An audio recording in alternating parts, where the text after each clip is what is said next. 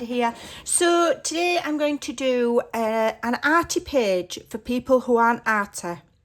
So in my journal I want to do a page that incorporates some different mediums, a bit of paint, a bit of this, a bit of that. Now I am not an artistic person, I'm creative, but I don't consider myself artistic with things like paints, etc. Okay, I can't draw for toffee, but I'm going to show you how, even if you think you're not artistic, you can make a page very easily and use what you've got.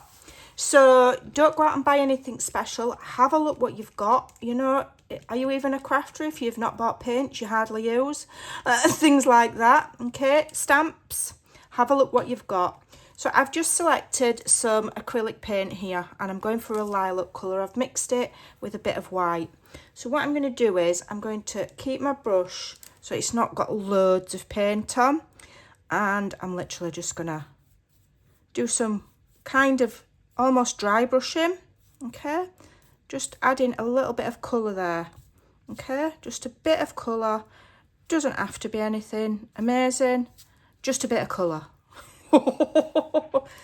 The trick is not to have your brush too wet. If you use acrylic paint, it shouldn't seep through. If you're using watercolours and adding water to things, then it might seep through. To stop that doing that, you can add a gesso. A gesso is a little bit like a white paint, but what that will do is it will kind of seal the page so that whatever you paint won't go through onto the other side. So, and I would always say, check on a piece of paper that's not in your journal. Okay, have a practice. So this I've taken out of my journal, and then if it goes wrong or I don't like it, I can just do another one. So you always want to dry in between. Okay, so I'm just going to dry this off.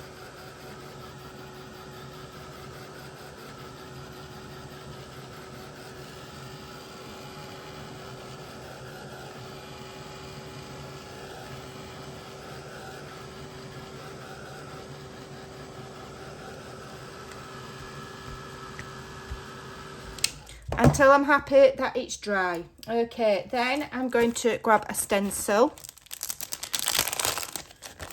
and some modelling or texture paste or whatever you've got. Don't worry if your pages crease. When they're back in your book and it's closed, they will flatten over time. Okay, so don't worry. Now, if you don't have modelling paste, you can use some white acrylic paint. Use what you've got. I just happen to have some of this. Okay. And I'm going to do it quite high up. Okay, and it's fun. There's no right or wrong. Okay, so if it doesn't turn out right, what's the worst that you've done? Yeah, you've had a play, you've had fun, and you can always just do it again. Okay, lift that off carefully. I've got some texture there, and I think I'm going to put some down here. So here, just don't want it splodging on that bit that I've already done. Okay, so I'm just gonna hold it where I want it, and you know, it doesn't matter how much you do or don't put on, it's just gonna add some texture and a little bit of a pattern. You can't really go wrong, just try. Okay, don't think, well, you know, I see such and such on YouTube and they do amazing artwork and it looks amazing. Doesn't matter, it's all about having fun. I'm just going to bob that there, and where it's just gone over a bit, I'm just going to rub that off with my finger before it dries. Okay, scrape that extra off, scrape the edge. All right, and then I'm just going to dry that off. Dry in between. Okay, so that's dry. Okay, if it starts and buckles, dry it on the other side as well. But like I say, once it's in your bucket, it'll be fine. So then get yourself a collection of bits and bobs. Okay, and so we've done a pattern here and a pattern here. Colour in the middle. Okay, now if you want to stamp, you can stamp. Let me have a look what stamp I'm going to use. I'm not 100% sure what I'm going to use, to be honest. I'd quite like some lettering, but I'm not sure. Let's have a look. Quite like this. Yeah, let's go with this. I did have another one ready, but I think it's a little on the large side, so I'm going to use this one. Okay, so this is just El Cheapo from, I think I got it on Amazon. Okay, so I'm going to put it on am I going to put it on a block? I will put it on a block. Okay. And then what I'm going to do is I'm going to actually just grab some scrap paper and I'm going to practice stamp.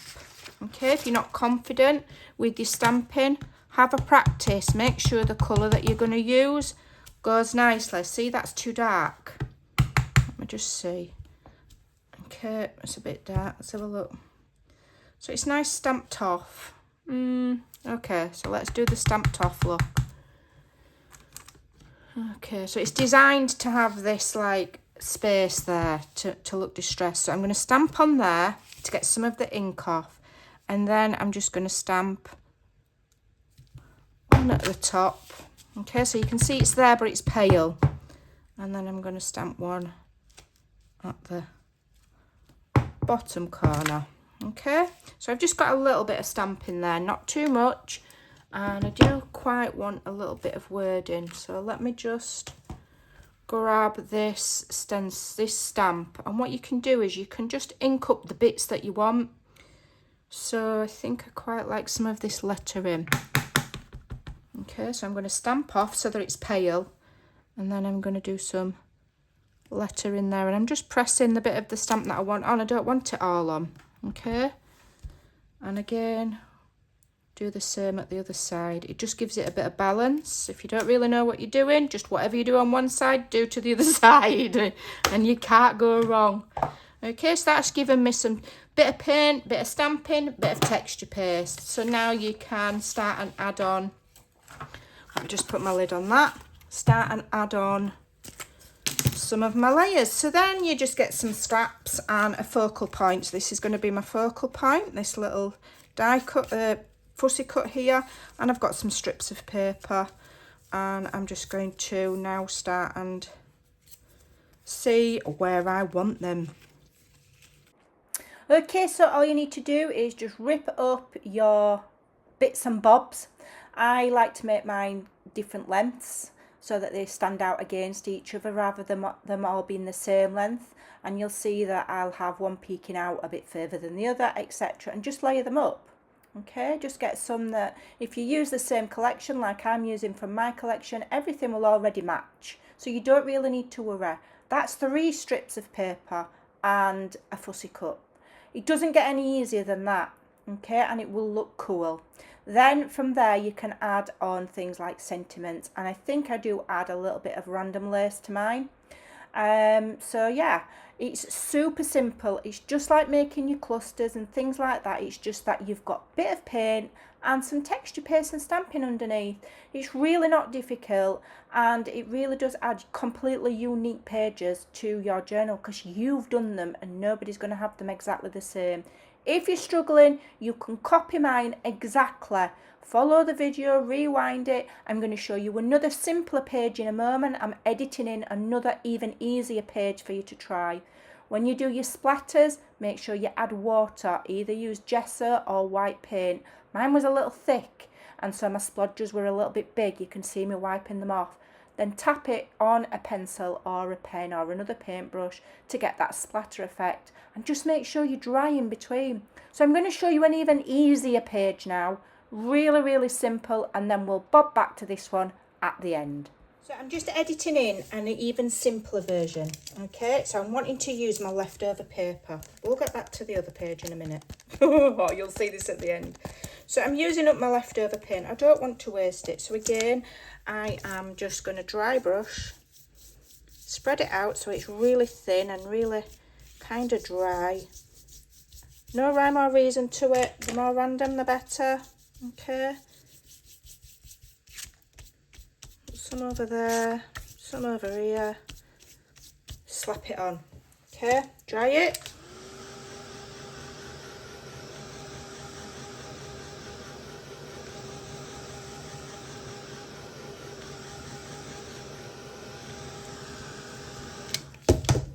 Then you're going to get your stencil again. No, we're not. We're going to stamp. Stamp before you stencil. So here I've used a larger stamp. okay, that goes on a block. If you don't have a block, use a CD case or something. Okay, and I'm using quite a pale colour this time. Which one am I using? Where's it gone? I want the pale. Here we go. So here I'm using quite a pale Shadow Grey by Archival. I'm going to stamp all over. I'm not worried if it doesn't cover everything. Okay. And then I'm going to, and I don't care if it's not straight or it's upside down or anything. So I'm going to stamp on the top right hand corner. Okay. Then I'm going to re-ink it.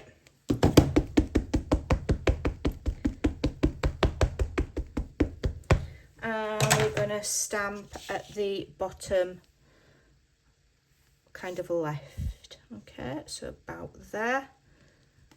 So that your image is over there and over there, rather than just plonked in the middle. It just adds a bit of interest. There we go, okay.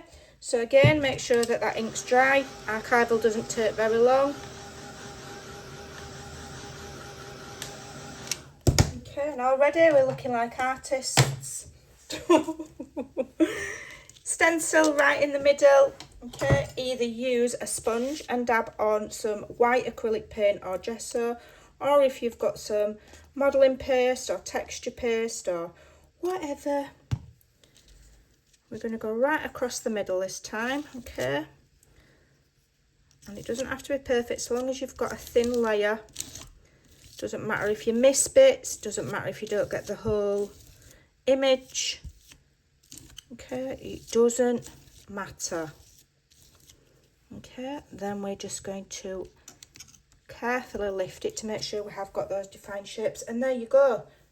That's a mixed media page. So don't be intimidated when you see what you think are really artsy people. They've just been at it longer than you. They've played, they've messed about, they know what works. I've given you a really simple technique there. Paint, stamp in the right corner, stamp in the left corner, stencil over the middle. Dry it. Let's get back to the rest of the video.